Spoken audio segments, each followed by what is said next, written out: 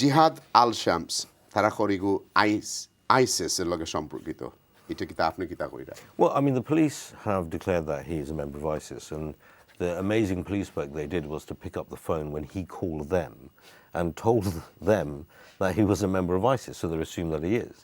So, you know, if policing or effective but policing... you are the expert ISIS ওইতে কিতা হওয়া লাগবো So the thing can is, I just report you saying you're ISIS somewhere I mean, people do, and there's a hotline for it and what have you, and then people are then investigated, and they often look at websites that you've looked at, any communications you've had with known members here or abroad, and that's what would define you as part or not part of ISIS. so is it an ideology or is it a recruitment what is it Well, ISIS was always quite a fluid thing. So sometimes it was a resistance force which was looked after by Israel itself.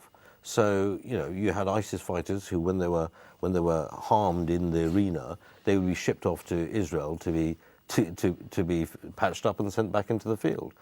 So what is ISIS is a bit more of a franchise.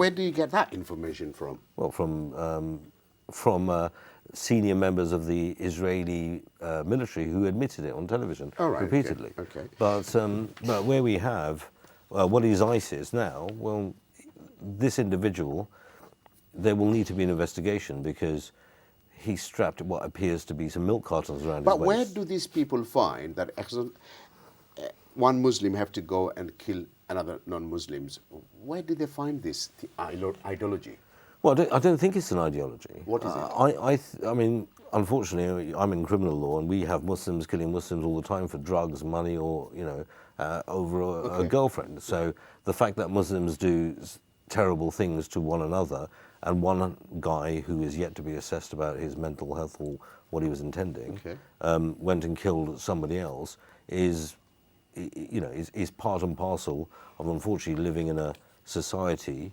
where you have 67 million people. So are you saying it's a mental issue? I don't, you know what, there was a bit of forethought. The fact that he put a non-viable, what appeared to be a belt around himself, suggests that he was looking for suicide by police. But don't you think he's got other problems? He's got a rape case outstanding. I don't know the full story about the guy. So nobody... He was on bail. Yeah, he was on he's on a bail. police bail. Nobody... So he just wanted to kill himself and trying to make a name himself. That does appear to be on the face of it what it looks like. But nobody who goes and kills someone is in their right state of mind. There are very few people who are entirely calm when they go and decide to do something as horrific as murder someone. But being in an agitated state of mind and being actually insane, that needs a sort of clinical diagnosis. So it's a very difficult one. Now, where do you see we Muslims, the innocent ones? You know, I work with everybody. I have more Jewish people, business-related, Muslims, Christians, you know, non-believers. I do business with everybody else. But can you see how I get looked in? My first name is Mohammed. So, you know, I'm in a serious mess myself. Well, if you're a Muslim and your name is Muhammad, then you have a duty to behave according to what that name suggests. And we have a very clear idea from the Hadith about what Muhammad sallallahu alaihi wasallam did as a person, and you try and live according to that standard. That's the responsibility on all of us who do that. However, you know, on the reel, you hear a member of the Jewish community saying that, well, you know, Muslims should come and knock on the door of the Jewish community and have some dialogue. I've run out of violins, to be frank. After 2 years of genocide, where nobody from that community came knocking on the door of Muslims, who were feeling quite. But can I just be more sort of a proper right wing now? Okay. What is happening in Jerusalem? How can we hold these people here responsible for it? What is happening in Yemen and other places? How can we hold the British Yemenis are responsible for it? So in England, we have the right to free speech. Yes. And whatever was happening in Palestine yes. was having impact on us because it was taking away our free speech. The government was shutting us down. They were basically passing laws to stop us from protesting and to criminalize organizations that haven't met the threshold of violence. So it's not just in Palestine, it's right here. It's the erosion of our laws and our liberties by a dishonest government. Do you agree to that?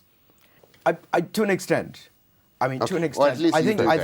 think, I think what it is that although we may not be receiving much sympathy from certain communities in terms of what's happening in Palestine, that does not necessarily mean that we should sort of somehow put up a barrier and say we don't like them or we don't want to engage with them or whatever. I don't think that's helpful. That's just my Thank you. Well, I'm not Right, saying so put in up a- Britain, I'm not saying- Islamophobia. well, I want to clarify that, if I Yeah, may. please. I'm not saying we put up a barrier. I'm saying we point out the hypocrisy. That where one person or two people have died in horrific circumstances, we give our sympathy. But if the suggestion is now we have to have interfaith dialogue based upon the actions of one ostensibly madman who wants to commit suicide in an appalling manner, well, where was that energy when the entire Muslim community is being under attack for the last 2 years and the government is weaponizing laws against us? There was no energy on that side of the equation. So where that is the case, we call out hypocrisy. We're not putting up barriers. We're just saying, look, you're not coming with clean hands. You're not coming as with goodwill in mind. You're coming in order to get benefit from a community that you yourself have targeted. Yeah, Which one is hypocrisy? Tell me. The hypocrisy of saying that, well, we must now have a dialogue, right, because of one event in the UK. Well, there have been many such events in the UK with Muslims.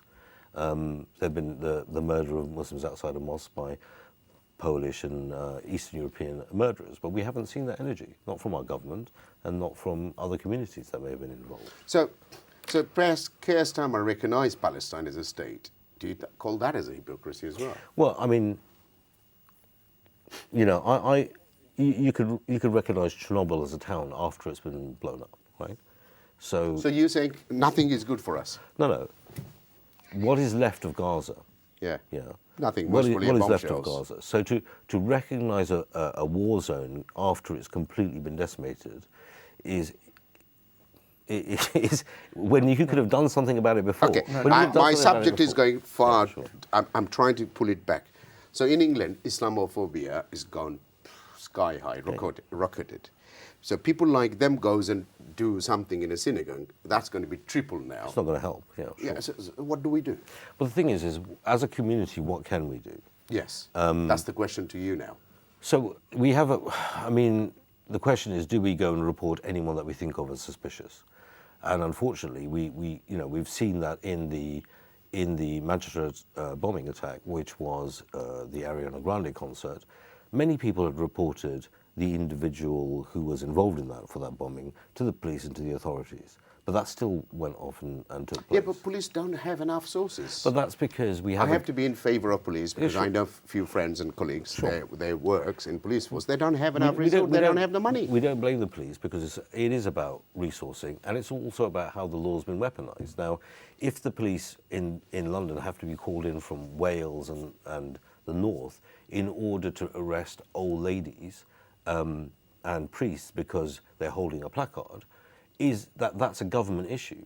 That's a government has made a decision to put police resources and divert them towards people who are making tweets on the internet, Twitter, or they're holding placards, rather than actual hardcore police work to actually protect the members of the public. Right, from I'll dangerous come people. back to you, continue.